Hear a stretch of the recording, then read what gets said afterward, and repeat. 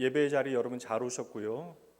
우리 말씀 나누기 전에 광고 하나 드리도록 합니다. 어젯밤 우리 문순애 권사님의 어머님 고 성정숙 집사님께 소천하셨습니다.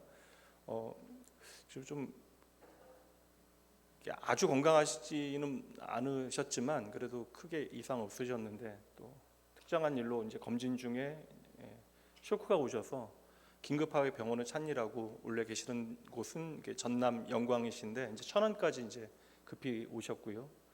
이제 뭐 그 과정 가운데 어떻게 좀 돌이킬 수 없는 좀 회복의 가능성이 없을 정도로 몸이 안 좋아지셔서 결국 어젯밤 떠나가게 되셨고, 고향 영광이 아니라 이제 그 둘째 아드님께서 목회하시는 이제 군포의 장례식장에서 오늘 장례가 진행되어집니다. 그래서 저희 교회에서 우리 집사님 고인의 장례를 주관하도록 하고요. 오늘 오후 4시에 입관이 있습니다.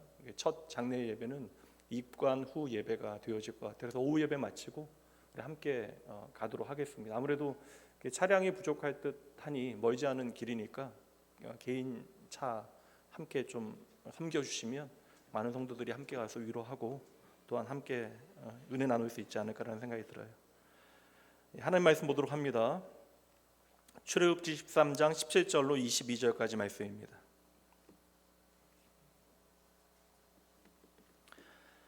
바로가 백성을 보낸 후에 블레셋 사람의 땅의 길이 가까울지라도 하나님이 그들을 그 길로 인도하지 아니하셨으니 이는 하나님이 말씀하시기를 이 백성이 전쟁을 하게 되면 마음을 돌이켜 애굽으로 돌아갈까 하셨음이라. 그러므로 하나님이 홍해의 광야길로 돌려 백성을 인도하시매 이스라엘 자손이 애굽 땅에서 대열을 지어 나올 때에 모세가 요셉의 유고를 가졌으니 이는 요셉이 이스라엘 자손으로 단단히 맹세하게 하여 이르기를 하나님이 반드시 너희를 찾아오시리니 너희는 내 유고를 여기서 가지고 나가라 하였음이더라. 그들이 숲곳을 떠나서 광야 끝 에담의 장막을 치니 여호와께서 그들 앞에서 가시며 낮에는 구름 기둥으로 그들의 길을 인도하시고 밤에는 불 기둥을 그들에게 비추사 낮이나 밤이나 진행하게 하시니 낮에는 구름 기둥 밤에는 불 기둥이 백성 앞에서 떠나지 아니하니라. 아멘. 제가 월요일에 송파구청에 좀 가려고 하는데 여러분 길 안내가 가능하시겠습니까? 어떻게 가면 좋을지? 교회에서 출발하면 교회 앞에 도로로 나가서 송파 사거리까지 걸어가는 게 좋겠죠. 그 다음에 송파 사거리에 도착하면 좌회전을 할까요? 우회전을 할까요? 성남 가는데 그러면요? 좌회전해야죠. 그래서 어디까지 가면 될까요? 잠실역까지 가면 될 것 같은데요. 타워 보면서 그 잠실역에 도착하게 되면 거기서 좌회전해야 됩니까? 우회전해야 됩니까? 우회전이요. 그래서 모를 지나게 되어지면 그곳에 있는 게 송파구청 맞나요? 예. 사람들은 보통 길을 찾는데 가장 중요한 기준이 빠른 길을 찾는 겁니다. 그래서 목적지가 정해지면 가장 짧고 그리고 가장 안전하고 가장 쉬운 길을 선택합니다. 그래서 우리가 차를 타고 운전할 때에도 가장 먼저 하는 일이 목적지를 내비게이션에 입력하는 일, 그리고 우리가 목적지를 입력하게 되어지면 내비게이션은 언제나 친절하고 분명하게 말해주죠. 가장 빠른 길로 안내합니다. 우리의 인생은 언제나 좀 효율적이고 빠른 길을 찾아 그 길을 따라 가기를 원하는데 우리가 성경 가운데 나를 사랑한다 말씀하시는 예수 그리스도를 통하여 나를 향한 당신의 사랑을 보여주신 하나님께서는 종종 저와 여러분을 빠른 길로 인도하지 않으십니다. 오히려 때때로 저와 여러분을 돌아가게 하시는데 조금 돌아가면 괜찮은데 때로는 이해할 수 없을 만큼 내가 감당하지 못할 정도로 멀리 돌아가게 하실 때가 있다.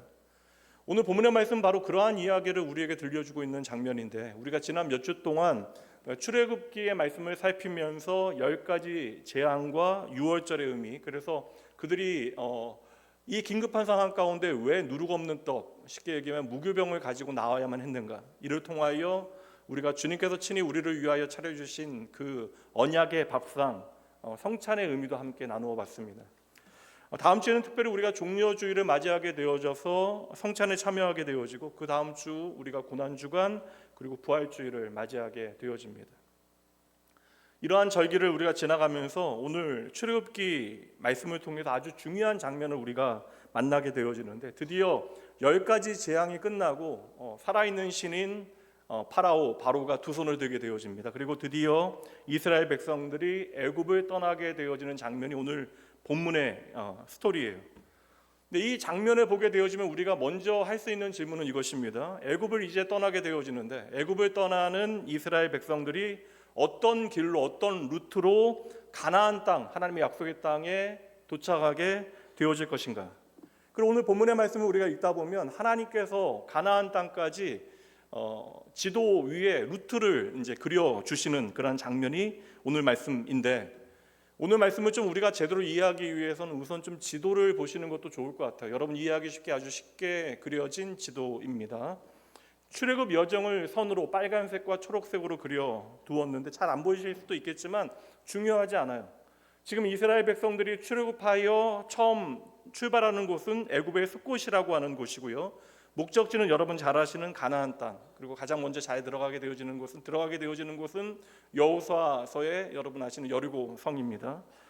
근데 여기에서 우리가 놀라게 되어지는 사실 하나가 있는데, 애굽의 숫곳으로부터 가나안까지는 우리의 생각보다 거리가 상당히 짧다. 그래서 이 숫곳 람셋으로부터 가나안까지 직선거리로 생각해 보면 약 한 400km 정도 거리가 되어지는데, 물론 여러분 짧지 않은 거리긴 하지만 건강한 남성이 하루 한 20km 정도씩 걸어갈 수 있다라고 이야기하면 20회 정도면 도착할 수 있는 거리가 되어집니다. 우리가 넉넉하게 잡아도 한 2개월 정도면 충분히 도착할 수 있는 거리 아니겠습니까? 근데 이러한 사실을 우리가 지도 위에서 확인하게 되면 이건 사실이니까 당장 우리 안에 드는 어떠한 의문이 있죠. 질문이 하나 여기서 나옵니다. 그럼 왜 40년이라고 하는 세월이 필요했냐? 이 40년이 편안한 시간이 아니잖아요. 모든 것이 결핍되어지고 부족한 광야에서 이스라엘 백성들은 그 시간을 보내게 되어지는데, 오늘 본문의 말씀에 보면 아예 처음부터요 빠른 루트가 있다라고 말씀해 주시거든요. 그러니까 지중해의 그 해안도로를 따라가게 되어지면 가장 빠른 지름길이다. 근데 그 해안도로의 중심에는 신흥강국인 블레셋 사람들의 땅이 있다라고 밝히고 있어요. 근데 사실 엄밀히 말하면 더 거대한 애굽조차도 하나님께서는 이렇게 엎드리게 하셨는데, 승리하게 하셨는데, 이 블레셋이라고 하는 나라가 하나님 앞에 큰 문제가 되어질 것인가? 이게 첫 번째 드는 제 생각이고요. 근데 오늘 말씀해 보니까 그 길로 가게 되어지면 전쟁이 일어나게 되어질 터인데, 전쟁이 벌어지면 이스라엘 사람들 지레 겁을 먹고 다시 애굽으로 돌아가게 되어질 것이다 라고 하나님께서는 말씀하십니다. 이게 이제 눈에 보이는 표면적인 이유가 되어져요.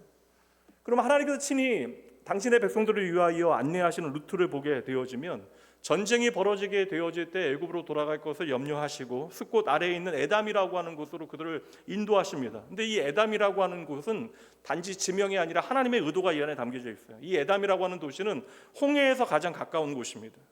그래서 이스라엘 백성들은 이 에담에 머물다가 우리가 다음 주 말씀에서 함께 살피게 되어지겠지만 홍해를 건너게 되어집니다. 홍해를 건너는 장면, 출애굽기에 아주 멋진 장면 중에 하나잖아요.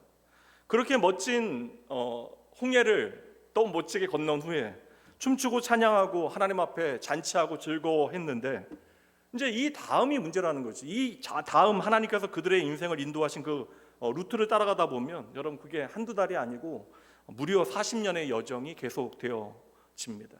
홍해를 건너고 시내산에 내려갔다가 광야를 이리저리 돌고 더 깊이 들어가서 결국은 사해 동편을 통하여 요단강을 건너 가나안 땅에 들어가게 됐더라. 우리는 짧게 요약할 수 있지만 오늘 지도를 보게 되어지면 말씀드린 대로 몇 달이면 가야 하는 그러한 거리인데, 사람이 많으니까 길게 잡으면 6개월 잡으면 될까요? 근데 왜 하나님께서는 40년이라고 하는 세월을 통하여 그들을 애굽에서 가나안 땅까지 인도해 내신 것일까?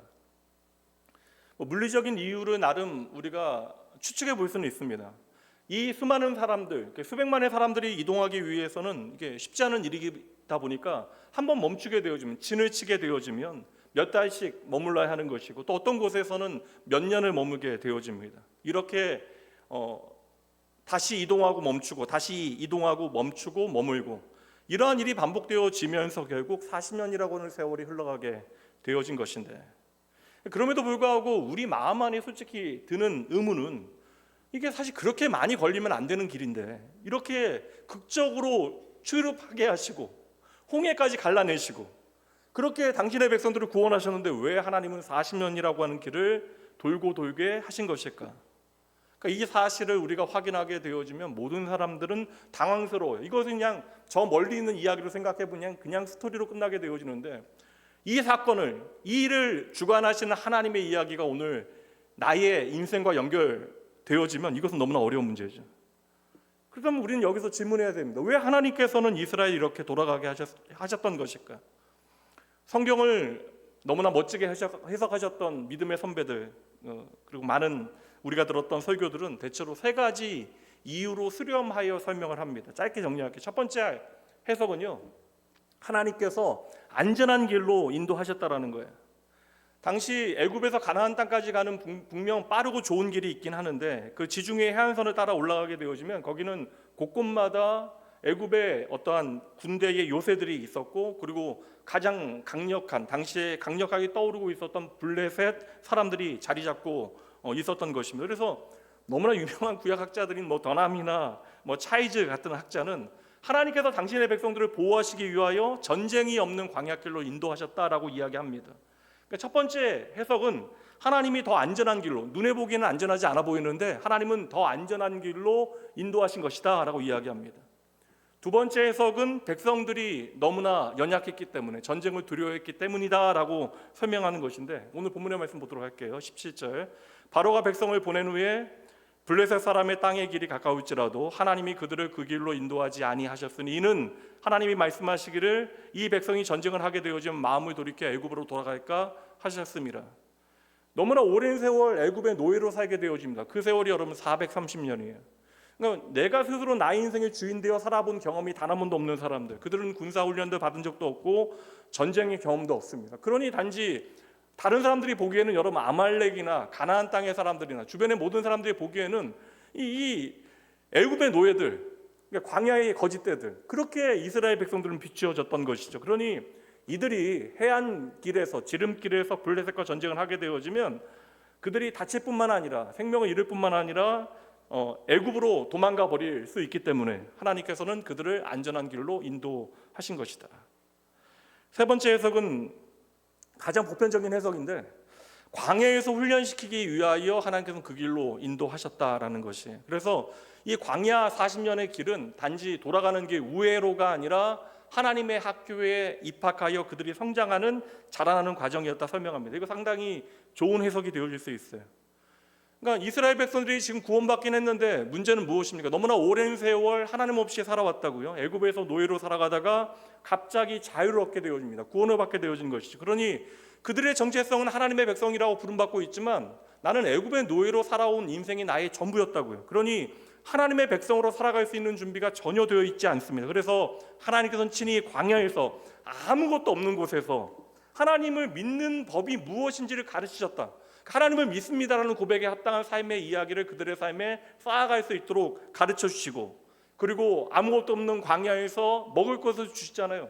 만나와 메추라기, 그리고 물을 공급하여 주시고, 또 시내 산에서 유명한 하나님의 법, 율법을 허락하심으로 너희가 나의 백성이다. 이제 더 이상 너희는 애굽의 법이 아니라 나의 법을 따라 살아가야 한다라고 하는 것을 가르치시고, 이것을 살아낼 수 있도록 광야 40년 동안 하나님께서 훈련하신 것이다. 저 역시 존경하는 선배들의 이러한 해석들 많이 들었고, 또 이 해석들이 다 의미가 있는 해석들입니다. 그런데도 여전히, 그러니까 이 말씀을 오늘 저의 삶의 자료로 가져오면, 저의 실존으로 가져오게 되어지면 이게 어려운 거예요. 아무리 그래도 40년 동안 광야를 돌고 돌았던 것이 단지 그 이유 때문일까? 40년을 학교를 다닌다?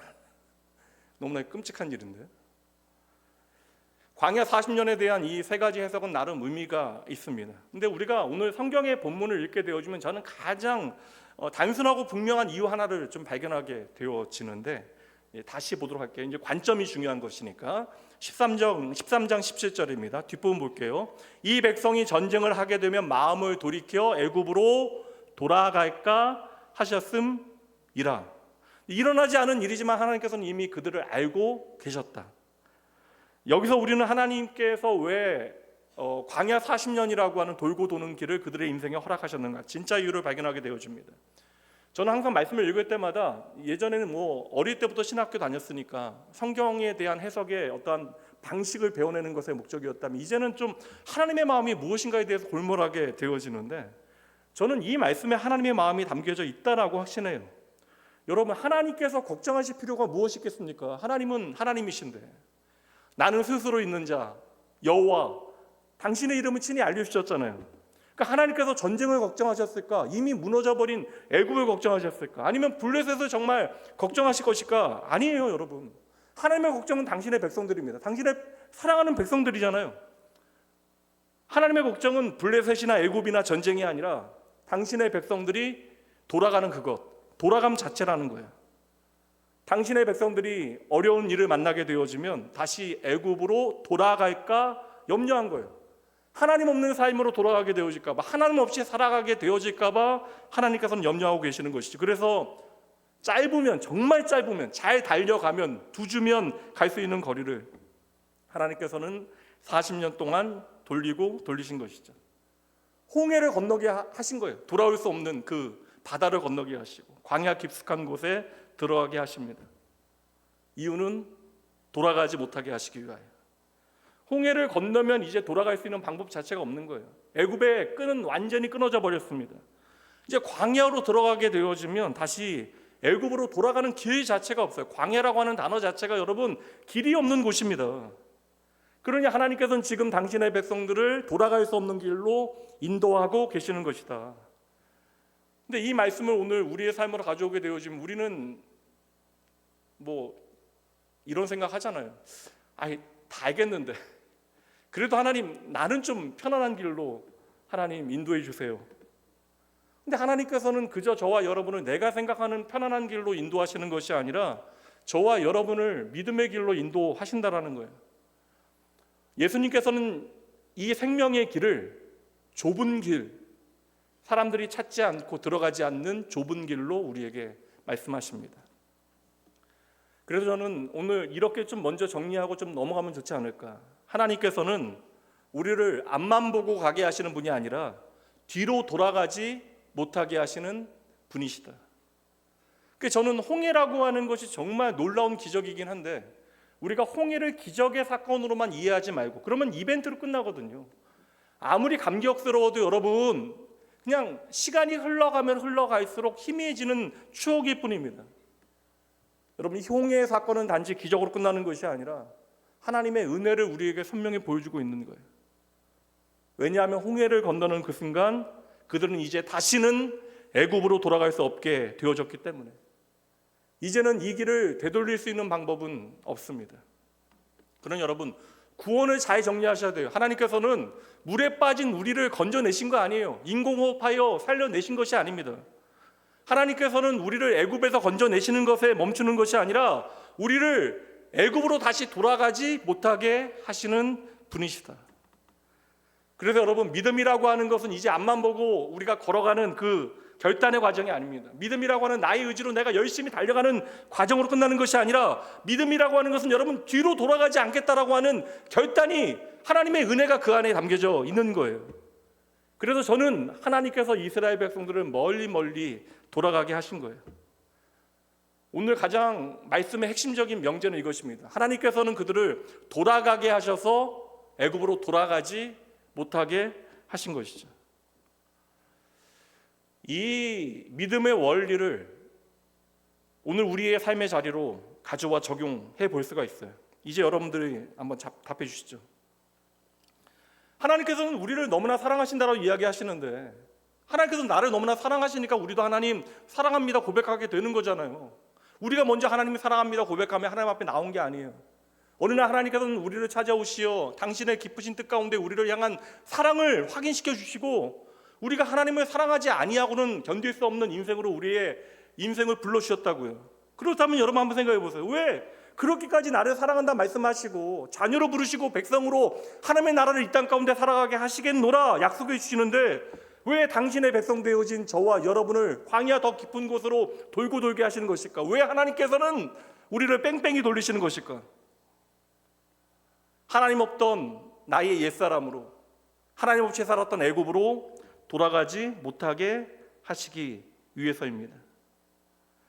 여러분, 출애굽기 말씀 잘 보세요. 이렇게 놀라운 하나님의 은혜를 경험했는데 그들이 애굽을 떠나서 광야에 들어간 다음으로부터 무언가 문제가 생길 때마다, 어려움이 닥칠 때마다 그들이 불렀던 노래가 있어요. 아, 옛날이요. 맞잖아요. 애굽이 더 좋았다.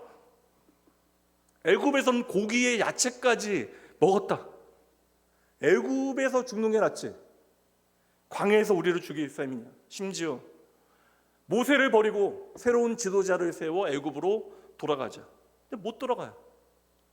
그들의 마음은 언제든지 애굽으로 돌아갈 준비를 했고 수도 없이 애굽으로 돌아갔다고요. 근데 하나님께서는 애굽으로 돌아가는 길을 막아버리셨습니다. 그들의 마음은 이미 애굽으로 돌아갔는데 하나님께서는 그들의 몸은 돌아가지 못하게 하셨다라는 거예요. 여러분, 이게 중요해요. 오해하지 마세요. 믿음은요, 나의 긍정적이고 적극적인 태도를 통하여 하나님만을 바라보고 내가 하나님 붙들고 사는 것이 아닙니다. 진짜 믿음은 무엇이에요? 하나님께서 나를 절대 포기하지 아니하신다. 내가 주님을 놓아버릴지라도 하나님께서는 결코 내 손을 놓지 아니하신다. 이거 믿는 게 믿음이에요.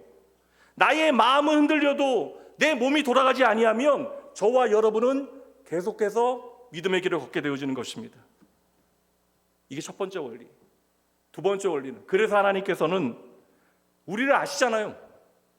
우리가 짐짓 그럴듯하게 이 자리에 나와서 하나님 예배하고 있지만 하나님께서는 내 마음의 중심을 아신다고, 내 깨어진 마음들을 아신다고, 내 상한 영혼을 아신다고요. 그래서 하나님께서는 나를 혼자 두실 수 없는 것입니다. 그래서 하나님은 공동체 가운데 나를 묶어 두신 거예요. 한번 그림을 그려보세요.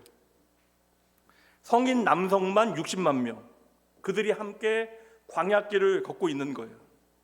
끝이 보이지 않는, 길이 없는 광야, 그 모래 사막을 수많은 사람들이 줄지어 걸어가고 있습니다. 다 같은 마음이었을까?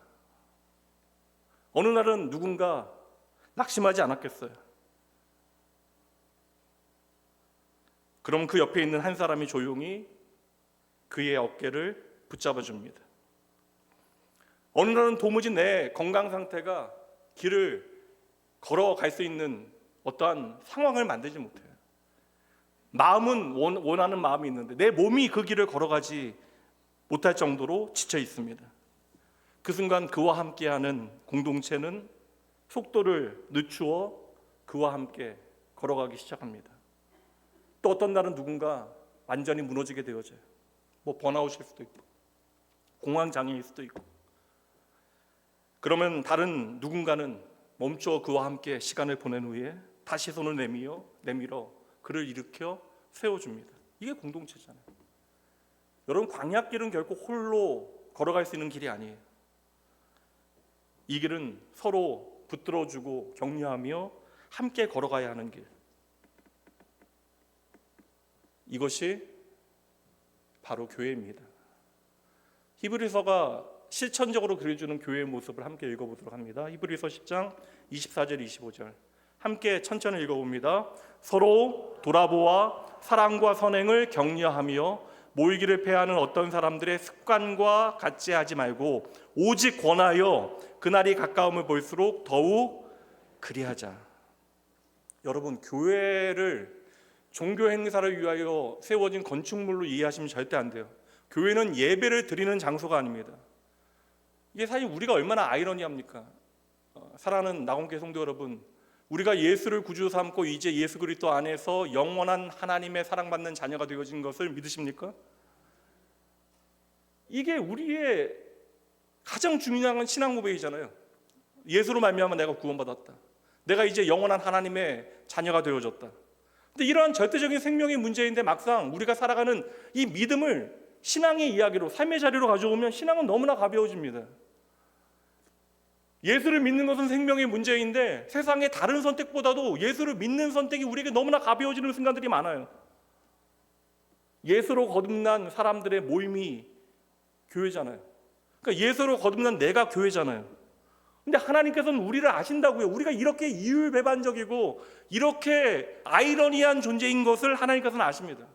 언제든지 무너질 수 있고 언제든지 우리가 넘어질 수 있다는 사실을 아신다고요. 그래서 하나님께서는 우리를 혼자 믿게 하지 않으신 거예요.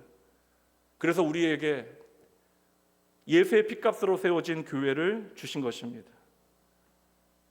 그래서 우리에게 주신 생명 공동체인 교회는 우리를 하나님 없는 애굽으로 돌아가지 못하도록 서로를 붙잡아주는 공동체가 되어져야 하는 거예요. 마찬가지예요. 광야와 같은 인생길을 걸으며 누군가 우리 가운데 넘어지려고 할 때 누군가는 옆에서 말해줘야죠. 괜찮아. 다시 일어나면 돼. 누군가 낙심하여 이미 주저앉게 되어졌을 때는 그와 멈추어 서서 조용히 어깨를 두드리며 말합니다. 힘들지? 그래도 믿음으로 함께 가보자. 모든 것이 끝났다라고 생각하는 그 누군가 엎드려 여기서 나는 끝났다 이야기하는 그 자리에 누군가는 그의 어깨를 감싸 안으며 말합니다. 그래도 여기까지 얼마나 잘 온 거야. 다시 한번 가보자. 많은 사람들이 오해하는데 교회는요, 좋은 사람들이 모인 곳이 아닙니다. 교회는 완벽한 사람들이 모인 곳이 아니라고요. 교회는요, 교회 밖에 있는 사람들보다 우리가 선하고 착하기 때문에 이 자리에 모여있는 그러한 장소가 아닙니다. 교회는 부족한 사람들이 그럼에도 하나님의 은혜 까닭에 서로를 붙잡아주는 사람들이 모인 곳, 하나님의 은혜로 의인이라, 예수의 피로 의인이라 이름을 갖게 되어졌지만 여전히 우리 안에는 선함이 없어 의인의 삶을 살아내지 못하는 죄인들의 공동체가 바로 교회예요. 누군가 넘어질 때는 그를 붙잡아주는 사람이 필요한 것이고, 누군가 울고 있을 때는 그와 함께 우는 사람들이 필요한 것이고, 누군가 지쳐 있을 때에는 함께 그를 지켜주고 함께 일어나 걸어줄 수 있는 사람들이 교회에는 반드시 필요합니다. 세상 살기 얼마나 어려워요, 여러분. 내 코가 석자인데. 아니, 목사인 저도 참 세상 사는 게 쉽지 않다라고 생각되는 순간들이 있는데, 오늘 저는 알잖아요, 이 자리에 앉아 계신 분들 얼마나 인생에 고단한 문제들이 많은데. 근데 참 신기하죠. 너무나 고달파서 새벽에 나와서 하나님 앞에 기도하는데, 그러니까 내 문제 하나님 앞에 아뢰는 것만 해도 답이 없는데, 내 자식 위하여 기도하는 것만 해도 나는 너무나 힘든데, 근데 여러분, 나를 위해서만 눈물을 흘리지 않고 내 자식을 위해서만 눈물을 흘리지 않고 믿음의 가족을 위하여 눈물을 흘려 기도하는 사람들이 그 자리에 있다라는 거예요. 이것이 주의 몸된 교회에 허락하신 아버지 하나님의 마음입니다. 그래서 하나님은 저와 여러분을 결코 혼자 두시지 않으십니다. 하나님은 우리에게 교회를 그래서 주신 거예요. 여러분 꼭 기억하셔야 합니다. 함께 읽습니다. 시작. 교회는 선택이 아니라 하나님이 우리에게 주신 은혜의 울타리입니다. 그러니까 이 교회에 담겨져 있는 하나님의 마음을 놓치게 되어지면 이게 여러분 신앙생활도 가벼워지고 교회도 가벼워져요. 그러니까 이게 교회 쇼핑이라고 하는 말이 쉽게 우리의 삶에 자리하게 되어질 수 있다는 것입니다. 신앙생활 홀로 할 수 있는 것처럼 생각하는 분들 계실 수 있어. 내가 이 정도 예수 믿으면 사람 보지 않고도 하나님만 바라보고 살 수 있다. 그때가 무너지고 넘어지는 순간입니다. 사람은 혼자서도 잘할 것 같지만 결코 그렇지 않아요. 하나님께서 창조의 원리 가운데 홀로 있으면 허무하고 홀로 있으면 무너지는 존재로 하나님께서는 사람을 만드셨어요. 그래서 사람의 존재는 그 영혼으로부터 누군가를 갈망해야 돼요. 하나님을 갈망해야 되고 누군가 연결되어지기를 우리가 간절히 원하게 되어집니다. 그래서 여러분, 사람은 홀로 두면 언제든지 하나님 없는 애굽을 그리워하게 되는 존재가 바로 사람입니다. 그래서 하나님께서 우리를 하시고 우리를 홀로 두지 아니하시고 교회로 묶어 주신 거예요. 우리가 그런 교회입니다. 그리고 교회는 누군가의 믿음을 붙잡아주는 울타리가 되어줘야 하는 것이고, 교회는 누군가가 넘어져 있을 때 그를 일으켜 세우는 손이 되어줘야 하는 거예요. 말씀드린 대로 교회는 내가 애굽으로 돌아가고 싶은 마음이 있을 때 나의 몸이 돌아가지 못하도록 그를 붙잡아주는 생명 공동체가 교회가 되어져야 하는 것이죠. 그래서 여러분, 우리는 주의 몸된 교회를 소중히 여겨야 하는 것입니다. 이 공동체 안에서 누군가를 붙잡아 줘야 돼요. 누군가를 소중히 여기고 하나님의 마음으로 그를 섬겨주는 일들이 있어야 합니다. 누군가 흔들릴 때는 그를 붙잡아주고, 누군가 낙심하면 그의 곁에 머물게 되어지고, 누군가 주저앉아 있으면 나도 잠시 멈추어 그의 곁을 지켜주고 다시 그가 일어날 수 있도록 격려하고 손을 내밀어 주는 곳, 그것이 교회입니다. 하나님께서는 거듭난 당신의 백성들을 함께 믿음의 길을 걸어갈 수 있도록 우리에게 교회를 주신 것이죠. 이게 여러분 절대 잊어서는 안 되는 교회의 존재 목적.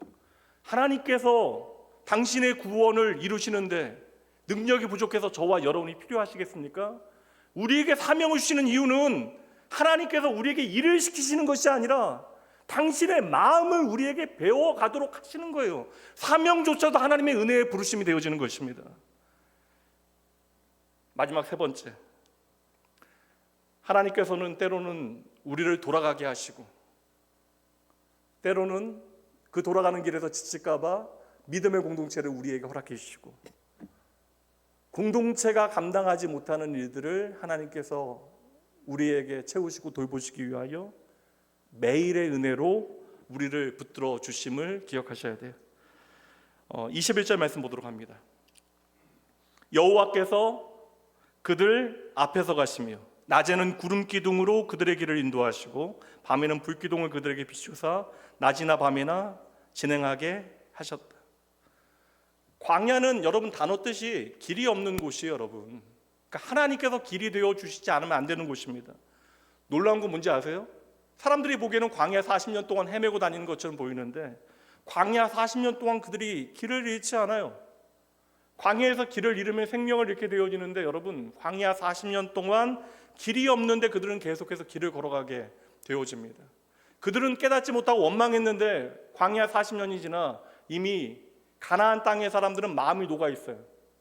저 애굽의 거짓대들, 노예였던 저것들 그냥 다 광야에서 죽게 되어질 것 생각했는데 광야 40년 동안 그들은 그 자리를 잘 지키며 더 번성하여졌다고요. 광야 40년 동안 그들이 길을 잃지 아니하였던 이유가 21절 말씀에 나옵니다. 그 이유가 구름기둥과 불기둥 때문이었다. 낮에는 구름기둥, 밤에는 불기둥. 이것을 매일 날마다 앞서서 하나님께서 보여주셨다. 중요한 것은 여러분 이것이, 구름기둥과 불기둥은 여러분 가나안 땅 저 멀리 세워져 있는 것이 아니에요. 그들 앞에 세워져 있는 거예요. 매일 그들의 삶에 비추어졌던 은혜입니다. 구름기둥과 불기둥은 한 번 나타난 기적이 아니라 그들에게 매일 주어진 하나님의 은혜였습니다. 오늘도 내일도 그 다음 날에도 하나님은 언제나 그들과 함께 하셨습니다.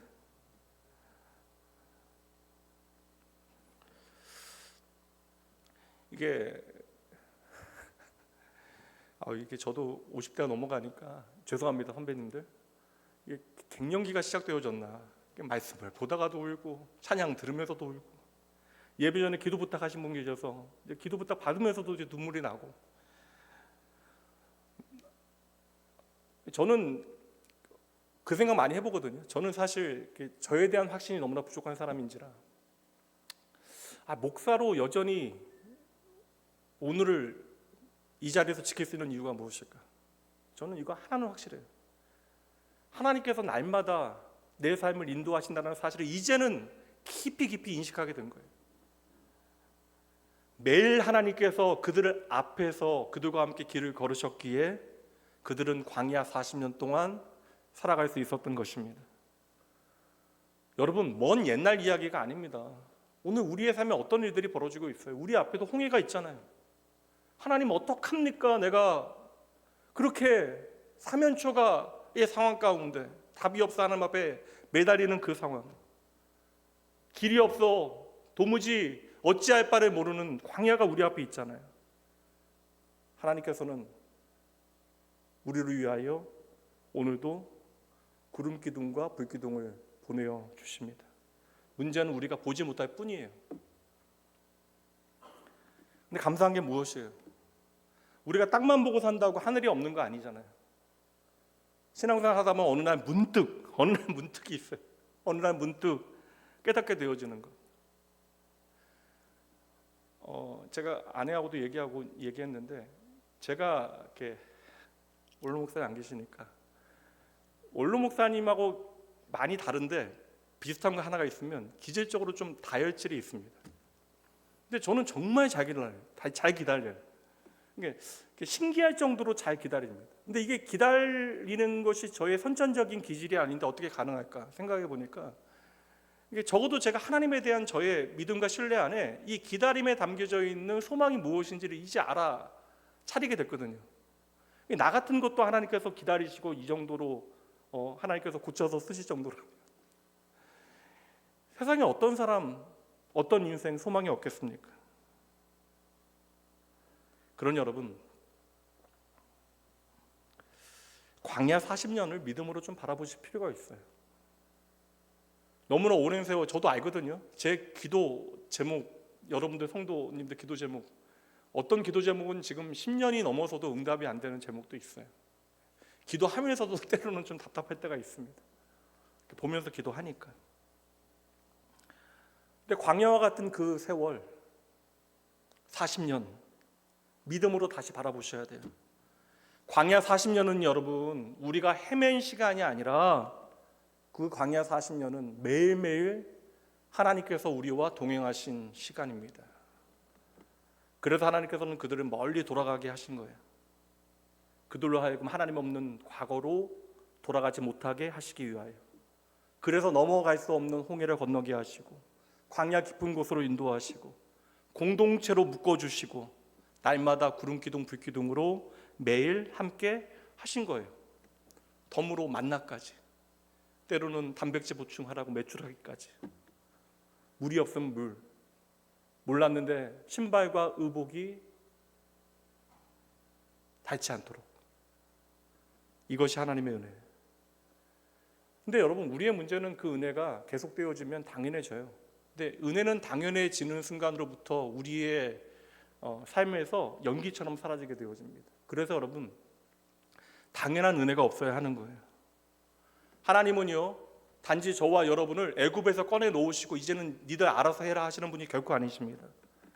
우리가 애굽으로 돌아가지 못하도록, 때로는 우리의 마음이 애굽을 향하고 있을 때 그 길을 막아서시고 우리의 삶을 친히 인도하시는 분, 우리가 홀로 이 길을 걸어갈 수 없기 때문에 우리에겐 때로는 믿음의 공동체를 허락하시고, 또한 하나님께서 매일매일 우리의 삶에 구름기둥 불기둥으로 은혜를 베푸시어 이 광야 같은 세월을 능히 하나님과 함께 걸어가게 하심을 믿으셔야 돼요. 오늘 말씀 다시 한번 정리해 드립니다. 하나님은 돌아가게 하셔서 우리를 돌아가지 못하게 하시는 분이십니다.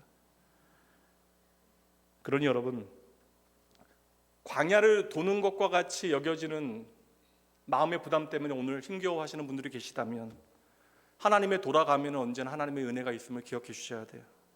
그리고 그 길 끝에는 하나님의 약속의 땅이 있습니다. 그리고 더 중요한 것, 하나님은 눈에 보이는 그 땅이 아니라 저와 여러분의 인생을 예수 그리스도로 말미암아 젖과 꿀이 흐르는 인생으로 만드시기 위하여 오늘도 우리 가운데 일하십니다. 그러니 돌아가는 길처럼 보일 때 좀 힘들긴 해요. 불안하긴 하지만 너무나 낙심하지 마세요. 광야 같은 길을 걸어갈 그때에도 여러분 포기하지 마세요. 도리어 그 자리에서 나를 위하여 베푸시는 매일의 하나님의 은혜를 더 깊이 확인하시는 여러분 되셔야 합니다. 구름기둥 불기둥으로 함께 하시는 하나님의 은혜가 마침내 저와 여러분을 약속의 땅까지 반드시 인도하실 것입니다. 기도합니다. 참 좋으신 하나님 아버지, 오늘도 우리를 말씀 앞으로 불러주시고 하나님의 로드맵을 다시 바라보게 하시니 감사합니다. 이스라엘 백성을 애굽에서 건져내시고 홍해를 건너게 하시되 광야의 길을 인도하셨던 하나님께서 오늘도 저희들의 인생에 찾아와 동일한 손으로 우리를 붙들어주고 계심을 저희들 믿습니다. 주님, 저희들 종종 하나님이 인도하시는 길을 이해하지 못합니다. 왜 이렇게 돌아가야 하는지, 왜 이렇게 오래 기다려야 하는지, 왜 광야 같은 시간을 지나가야 하는지 우리의 마음이 너무나 흔들리는 순간들이 많습니다. 그러나 오늘 말씀을 통하여 저희들 다시 한번 배우고 다시 한번 깨닫습니다. 하나님께서 우리를 돌아가게 하시는 이유는 우리를 버려두신 것이 아니라 다시 애굽으로 돌아가지 못하게 하시기 위함임을 저희들 기억하게 하여 주시옵소서. 하나님, 우리의 마음이 연약합니다. 조금만 힘들어도, 조금만 어려워도 다시 하나님 없는 옛날 삶으로 돌아가고 싶어하는 마음이 생깁니다. 그러나 하나님께서 저희를 끝까지 붙들어 주심을 믿사오니 하나님, 저희의 인생길에 하나님의 선명한 은혜의 증거들이 저희들 분명하여질 수 있도록 하나님 오늘도 우리 가운데 일하여 주시옵소서. 우리에게 낙원교회 주시면 감사합니다. 저희도 홀로 이 길 걸어가지 아니하도록 서로를 붙잡아주는 공동체를 허락하셨사오니 저희들 그저 모이는 공동체, 그저 종교 행사를 위하여 함께하는 공동체가 아니라 서로의 믿음을 세워주고 서로의 눈물을 닦아주며 아버지의 소망 가운데 함께 하나님의 나라를 위하여 걸어가는 아버지의 생명 공동체 되어질 수 있도록 주여 일하여 주시옵소서. 오늘 우리의 삶 가운데 구름기둥 불기둥으로 함께 하신 하나님은 날마다 경험하게 하시어 이스라엘 백성들을 그 구름기둥 불기둥으로 매일매일 인도하셨던 것처럼 저희의 평범한 일상 가운데서 하나님의 은혜의 증거들을 선명히 발견하게 하시고 그 은혜 기억하고 붙들고 그 은혜로 말미암아 살아갈 수 있도록 주여 복 내려 주시옵소서. 광야의 길이 길어 보일지라도 그 끝에 약속의 땅이 있음을 믿게 하시고 끝까지 그 믿음의 길을 넉넉히 걸어가게 하시는 나의 갈 길 인도하시는 내 인생의 로드맵 되신 예수님 이름으로 축복하며 간절히 기도합니다. 아멘. 오늘 헌금 봉헌할 터인데 오늘은 남성 중창단에서 찬양해 주실 것입니다. 찬양 들으시면서 오늘 말씀 마음에 깊이 새겨내시죠.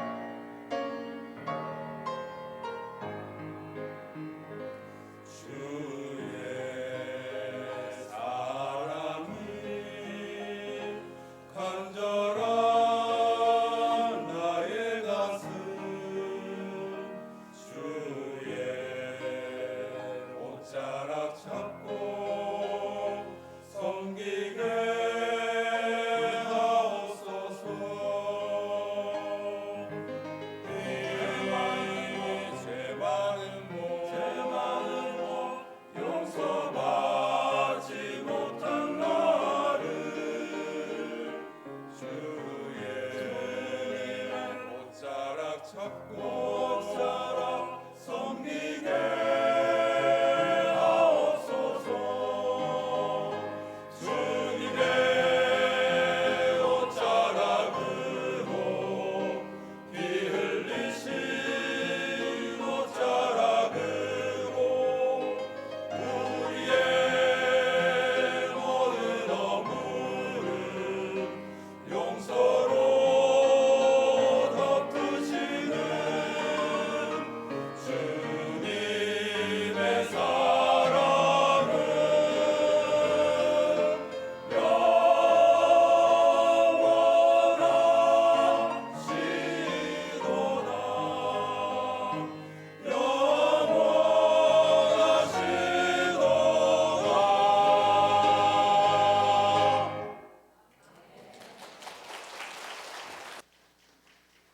감사합니다. 헌금 봉헌합니다. 좀 교회 안에 사실 예배만 드리는 시간들이 길어지게 되어지면 어떤 일들에 동참하기가 쉽지 않아요. 그래서 저는 이렇게 교회 안에서 하는 한 번의 행사들에 좀 참여하시는 것. 사실 연합남전도의 중요한 모임인데 연합남전도의 모임은 그 조직 운영을 위해서 회의를 하기 위하여 우선적으로 모이는 모임이니까 저는 남전도회 같은 이런 모임들 참석하시면 참 좋지 않을까라는 생각. 남전도회가 아니라 지금 중창단 같은 모임들 이렇게 누군가와 연결되어지게 가장 부담 없고 또 교회 안에서 이렇게 나의 마음을 좀 나누고 나의 하나님, 너의 하나님, 우리 하나님 되어지는 경험들이 좀 있으면 좋지 않을까. 누군가에게 물어보시면 이렇게 친절하게 안내를 해드릴 테니 너무 염려하지 마시고 노래 뭐 잘하셨지만 막 소름 끼치게 잘하시는 건 아니잖아요. 노래 실력이 그렇게 중요한 건 아닙니다. 함께 해주세요. 기도합니다. 하나님 아버지, 오늘도 우리에게 생명 주시고 예배의 자리로 불러주시니 감사합니다. 하나님의 은혜 감사하여 이 시간 이 헌금 올려드립니다.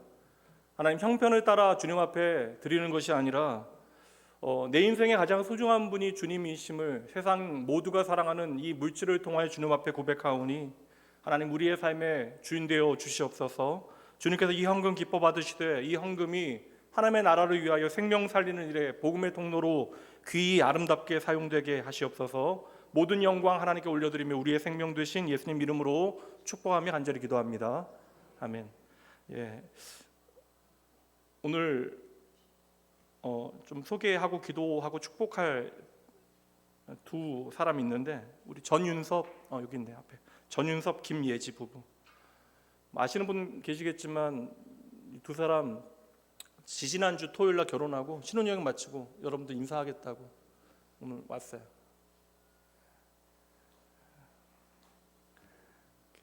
예지 그래 여기 쓰면 되고 할 말 있어? 없죠? 남편한테 잘해야 된다. 교회 나와준 것만 해도 너무 이건 대단한 거니까 이것만 해도 무조건 잘해야 돼. 힘들면 윤섭 형제 저한테 얘기하면 됩니다. 제가 편들어 드릴게요. 기도합니다. 우리의 삶 가운데 언제나 변함없이 우리를 돌보시고 인도하신 하나님 아버지, 오늘 저희들을 향하신 하나님의 크신 사랑 붙들고 이 시간 함께 감사하며 기도합니다. 주님을 향한 믿음 안에서 한 몸을 이루게 되어진 우리 윤섭 형제와 우리 사랑하는 예지 하나님 축복하여 주시옵소서.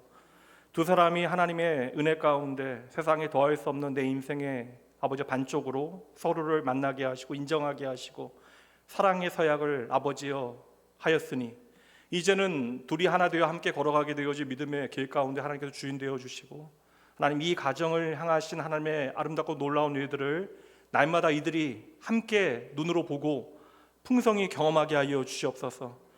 이 가정에 필요한 많은 것들이 있을 줄 믿습니다. 모든 것들 주님께서 넉넉하게 채워주시되 채워지는 것으로만 만족하는 것이 아니라 이 모든 은혜를 베푸시는 분이 하나님이심을 기억하고 내게 주신 것으로 더불어 나누어 축복하는 귀한 삶이 되게 하여 주시옵소서.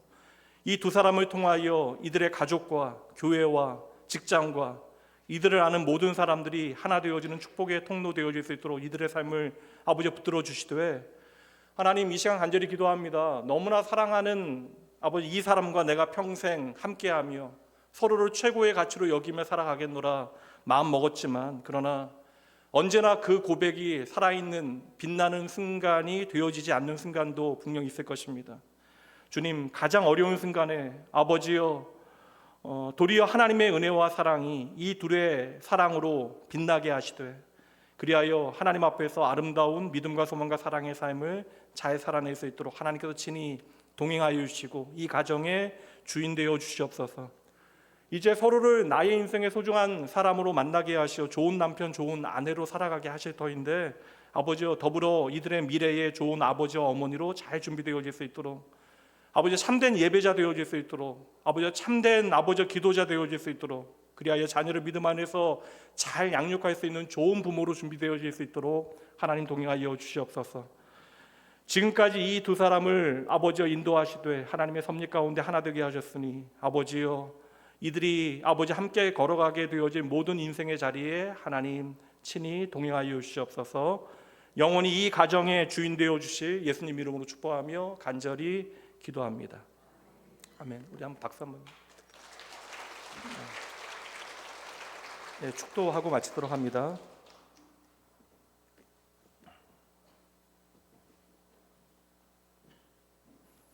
이제는 우리를 애굽에서 불러내시고 홍해를 건너게 하시고 광야의 모든 자리에서 구름 기둥과 불 기둥으로 날마다 인도하여 주시는 우리 주 예수 그리스도의 은혜와 하나님 아버지의 크신 사랑하심과 성령 하나님의 동행하심이 돌아가는 길 속에서 하나님의 은혜를 발견하고 끝까지 믿음과 소망과 사랑의 길을 잘 걸어가기로 이 한 시간 다짐하는 사랑하는 모든 주의 자녀들, 그들의 가정과 삶의 모든 자리, 오늘 사랑하는 어머니를 떠나보내고 깊은 상식 가운데 있으나 영원한 하나님의 나라의 소망을 발견하게 되어질 그 장래의 현장과 이제 새로운 믿음의 걸음을 둘이 하나 되어 시작하게 되어질 믿음의 형제 자매 위에 지금부터 영원까지 함께 있을지어다. 아멘.